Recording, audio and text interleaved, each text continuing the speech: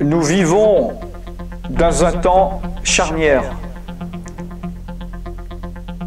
J'ai dit, depuis 2007, je crois, j'ai reçu ce que beaucoup d'hommes de Dieu ont reçu et de ce que beaucoup de chrétiens, de chrétiennes ont reçu. Que le temps se raccourcit. Il y a des paliers. Il y a des temps. Il y a des saisons. Et nous sommes dans un système de temps, le temps de la fin, où ces temps ont une durée déterminée. Et quand nous sommes arrivés au bout de ce temps, un temps nouveau arrive. Et quelle est la particularité de ce nouveau temps par rapport à l'ancien? C'est que ce temps s'accélère. Ce temps rapetisse. Ce temps est plus court. Ce temps est plus rapide. Comme je l'ai dit depuis 2007, à maintes reprises, réveille-toi, car le temps est court. On le prêche depuis le premier mois de l'Église chrétienne dans les Actes. Et il n'avait pas tort. C'était le début du compte à rebours. Et il y a des phases. Et depuis 1977 que je suis chrétien, depuis 1979 que j'ai commencé à servir Dieu, j'ai vu les temps changer. J'ai vu des gens se tromper en disant « le temps est court car dans 2 ans, dans 10 ans, Jésus reviendra ». Mais Jésus n'est pas revenu, donc ce n'était pas des pensées de Dieu.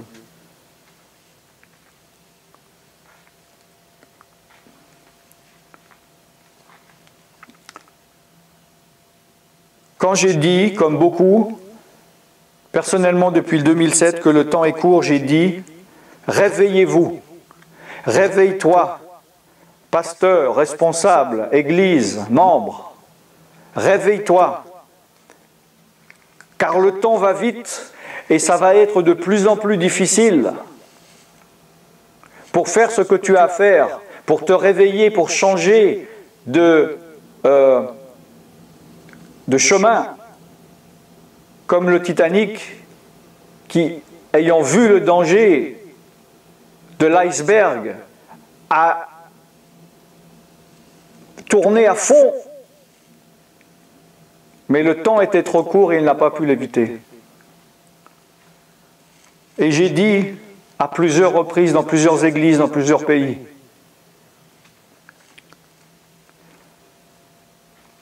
dépêche-toi, car le temps maintenant déjà est court.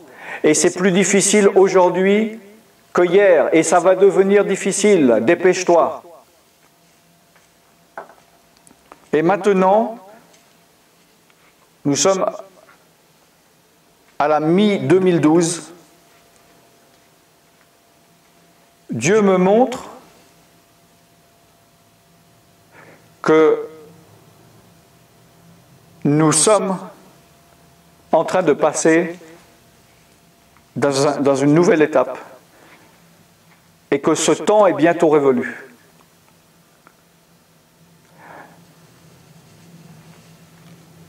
Et ce temps dans lequel nous entrons maintenant, la mauvaise nouvelle, c'est que pour ceux qui n'auront pas pris le train en route, il est déjà trop tard.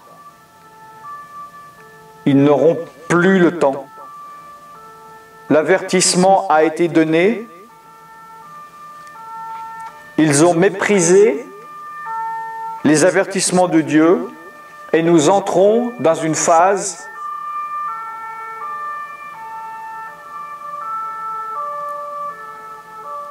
où, en se réveillant,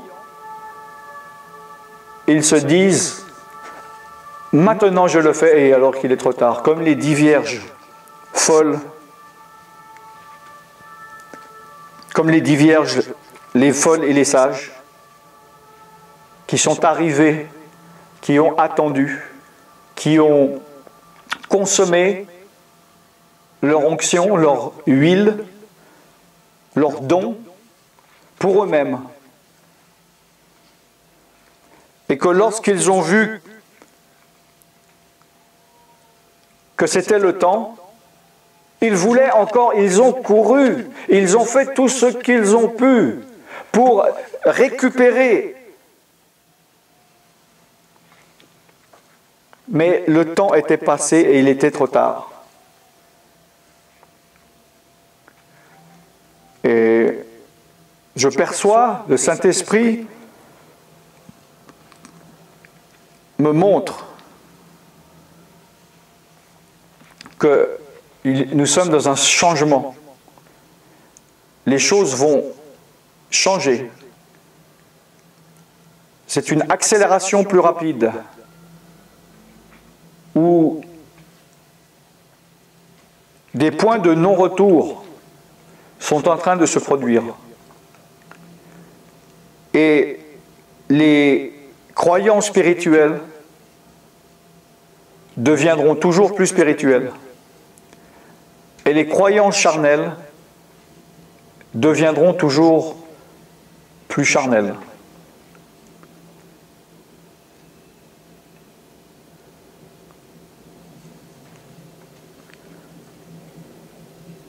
Alors, je sais que certains, maintenant même,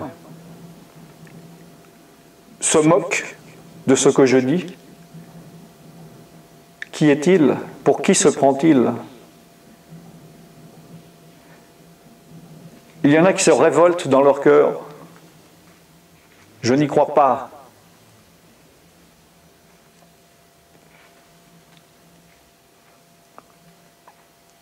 Mais pour toi, dont maintenant le Saint-Esprit te montre,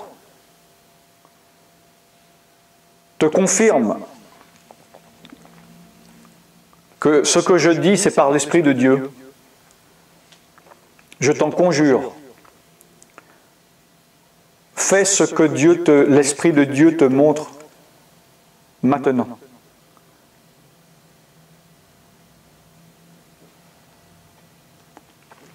Fais le bon choix.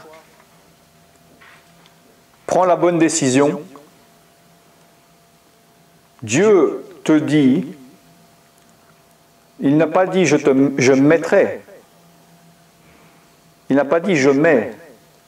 Il a dit j'ai mis. Il y a devant toi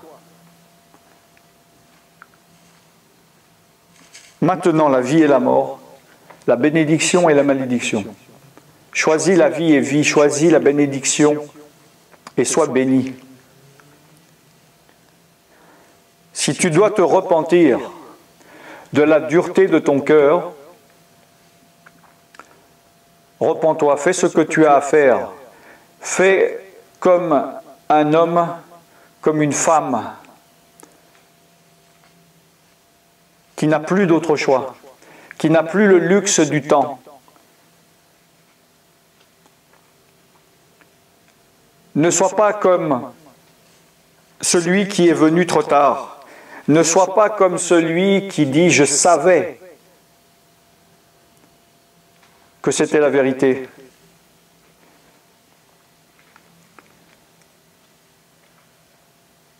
L'Église universelle, les chrétiens, les croyants, mais qu'ils soient spirituels ou charnels,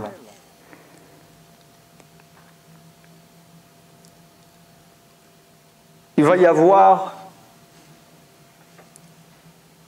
une division encore plus grande, parce que nous rentrons dans un temps où des choses vont se passer. Il y a des séismes au niveau de la terre, il y a des choses qui se passent qui ne s'est jamais passé. Au niveau spirituel et de l'Église, il y a des choses qui ne se sont jamais passées auparavant. Et alors qu'il y a toujours eu des divisions, des différences, et que malgré ces divisions et ces différences d'une manière humaine, et charnel, les hommes ont réussi en apparence à garder une cohésion ou une union qui n'est pas du tout spirituelle ou profonde ou réelle, il vient un temps, maintenant,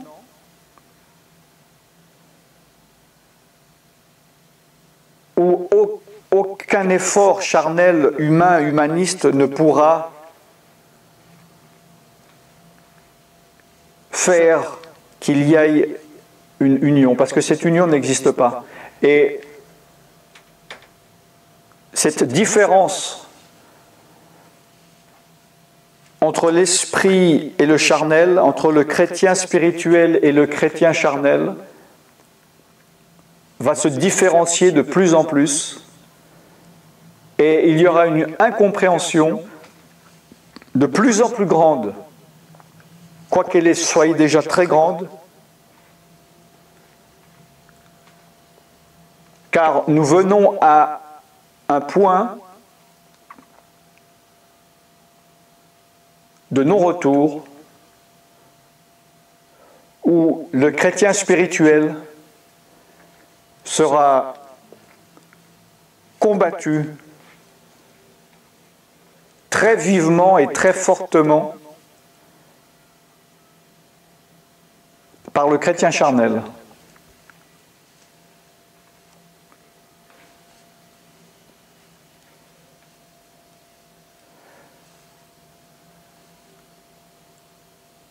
Car Dieu aura mis son épée, aura coupé en deux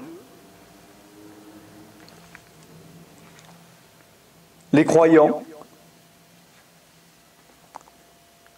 et les chrétiens charnels combattront les chrétiens spirituels.